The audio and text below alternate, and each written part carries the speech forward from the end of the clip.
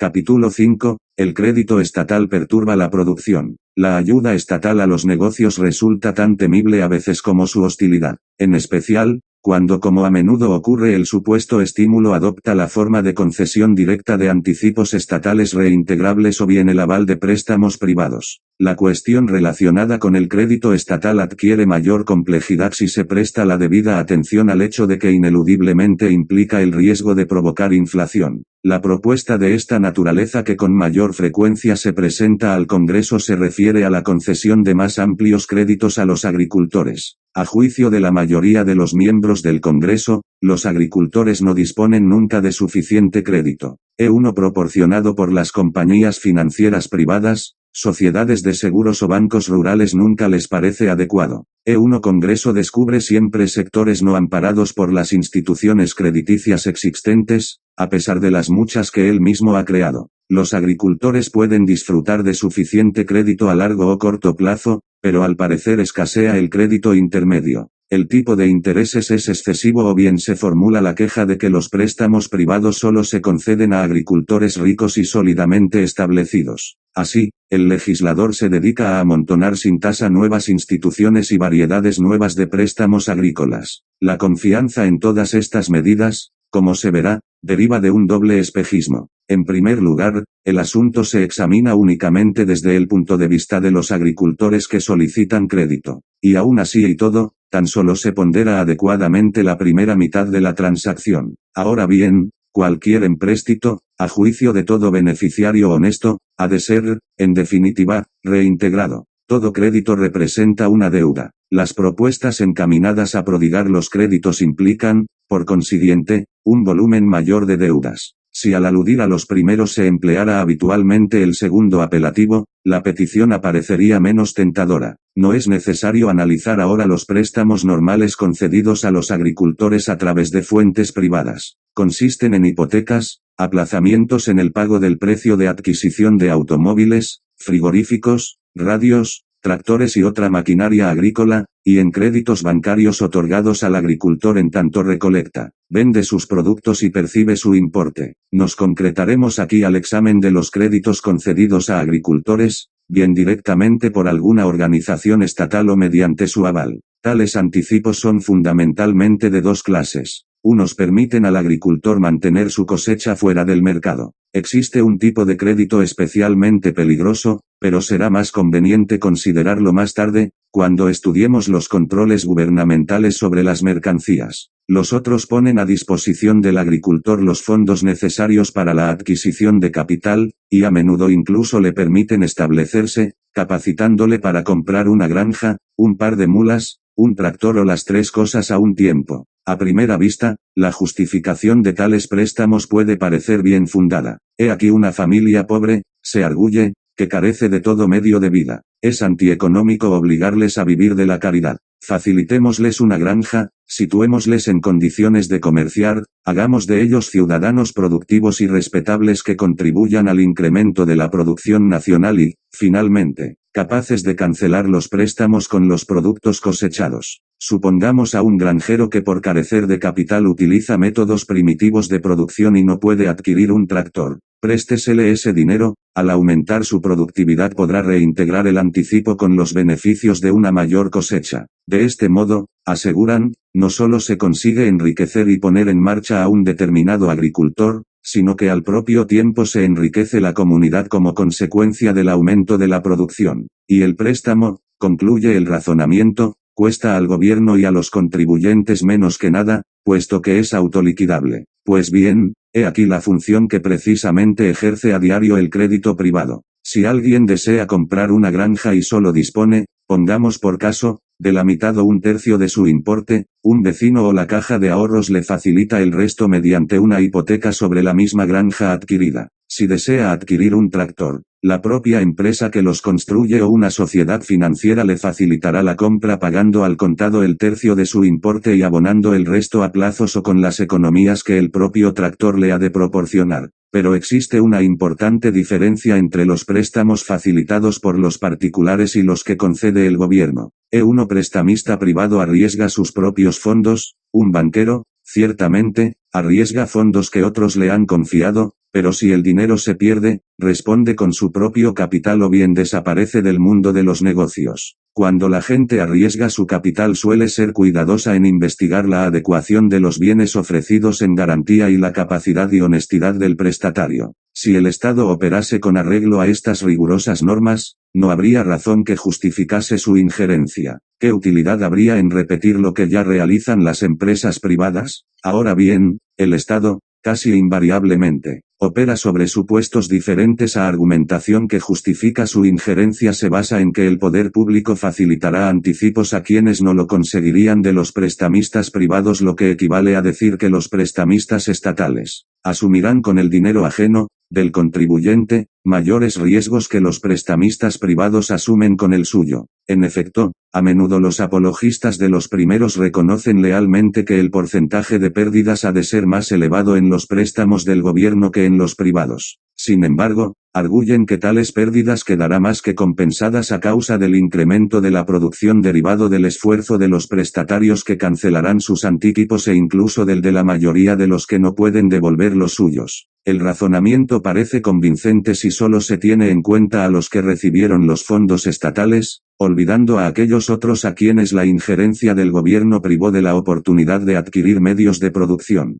Porque es de notar que lo realmente prestado no es dinero, mero instrumento de cambio, sino bienes de capital. Ya ha sido advertido el lector que se deja para más adelante el análisis de las complicaciones introducidas por una expansión inflacionaria del crédito. Lo que en realidad se presta, pongamos por caso, es la granja o el tractor. Ahora bien, el número de granjas disponibles es limitado y también lo es la fabricación de tractores, siempre y cuando no haya producción excesiva de tractores a expensas de otras fabricaciones. La granja o tractor que se presta a A no puede prestarse a B. La verdadera cuestión radica, por tanto, en determinar cuál de los dos, A o B, debe obtener la granja. Ello nos conduce a ponderar los méritos respectivos de A y B y lo que cada uno contribuye o es capaz de contribuir a la producción. Supongamos que es A quien conseguiría la granja, de no haber surgido la injerencia estatal. E1 banquero local o sus vecinos le conocen y no ignoran su pasado. Desean hallar empleo para sus fondos. Saben que es un buen agricultor y un hombre honrado que cumple su palabra. Le consideran digno de crédito. Tal vez ha acumulado ya medios suficientes, a fuerza de trabajo, frugalidad y previsión,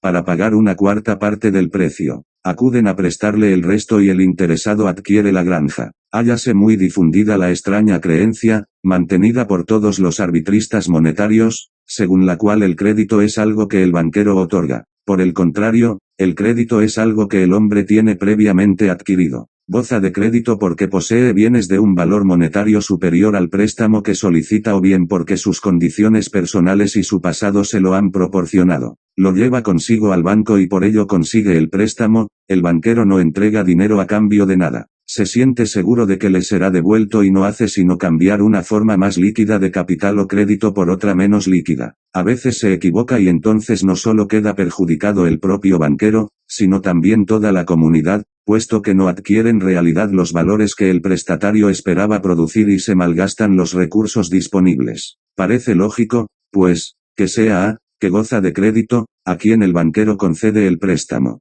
Pero el gobierno interfiere la actividad crediticia con espíritu caritativo, porque, como ya vimos, está preocupado por la suerte de B. No puede obtener ni hipoteca, ni préstamos de carácter privado por no gozar de crédito personal. No dispone de ahorros y su historial como agricultor no es de los más brillantes, tal vez, por el momento, vive del socorro estatal. ¿Por qué dicen los partidarios del crédito público no hacer de él un ciudadano útil y productivo, prestándole lo suficiente para que pueda adquirir una granja, una mula o un tractor? En algún caso aislado puede que las cosas marchen bien, pero es evidente que en general las personas seleccionadas con arreglo al criterio oficial ofrecerán riesgos mayores que las que han sido seleccionadas según las normas de las instituciones privadas. Con los préstamos así facilitados se perderá más dinero, habrá un porcentaje mucho más elevado de insolventes, serán menos eficaces y se malgastarán más recursos. Sin embargo, los beneficiarios del crédito estatal obtendrán sus granjas y tractores a expensas de quienes de otro modo habrían disfrutado del crédito privado.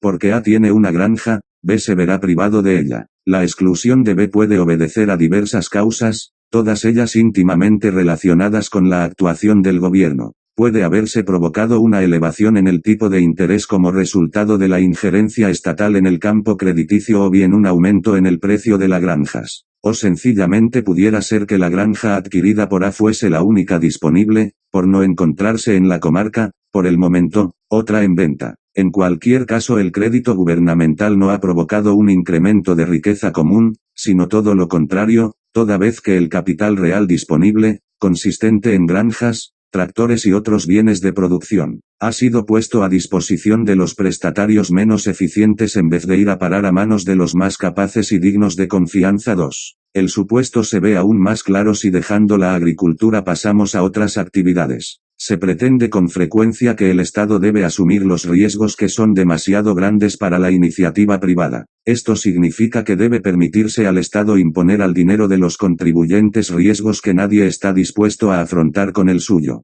Tal sistema produciría múltiples daños. Conduciría al favoritismo, a la concesión de créditos por amistad o por cohecho. Daría lugar a inevitables escándalos. Provocaría recriminaciones cuando el dinero del contribuyente desapareciera al fracasar las empresas en que hubiera sido invertido. Fortalecería las aspiraciones socialistas, toda vez que cabría con razón inquirir por qué si el Estado soporta el riesgo no ha de participar también en los beneficios. ¿Cómo justificar el hecho de que el contribuyente asuma los riesgos mientras el empresario privado goza de las ganancias? Sin embargo, esto es precisamente lo que se hace, como luego veremos, en el caso de los créditos agrícolas oficiales a fondo perdido. Pero de momento pasaremos por alto todos estos inconvenientes, concentrando la atención tan solo en una de las consecuencias provocadas por tales anticipos. Es una realidad que dilapidan el capital disponible en planes ruinosos, o cuando menos dudosos, dejando que lo manipulen personas menos competentes o menos dignas de confianza que las que de otra suerte lo hubieran obtenido. La cuantía de capital existente en cualquier momento, a diferencia del papel moneda impreso, es limitada. Lo que se pone en manos de B no puede ser puesto en las de A. Las gentes desean invertir su capital, pero siempre con cautela,